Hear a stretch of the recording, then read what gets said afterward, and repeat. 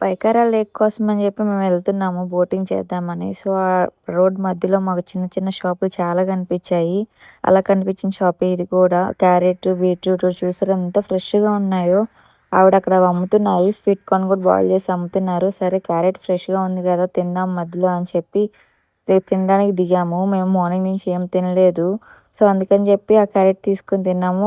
5 క్యారెట్లు రూ. 50 చెప్పింది. కాస్ట్ ఎక్కువే అని చెప్పి అన్నాము.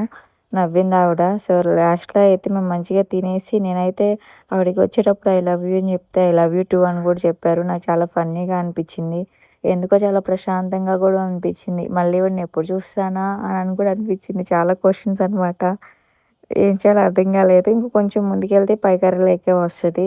సో, కొంతసేపు ఆవిడతో వచ్చి రాని భాషతో మాట్లాడి, ఫన్నీగా ఎంజాయ్ చేస్తూ, నవ్వుకుంటూ అక్కడే కొంచెం టైం స్పెండ్ చేసి, ఆ తర్వాత అయితే మేము పైకర్ర లేక్‌కెళ్ళిపోయాము బోటింగ్ కోసమని. ఆవిడ స్మైల్ చూడండి ఎంత ప్యూర్‌గా ఉందో. చాలా అంటే చాలా మంచిగా అనిపించింది.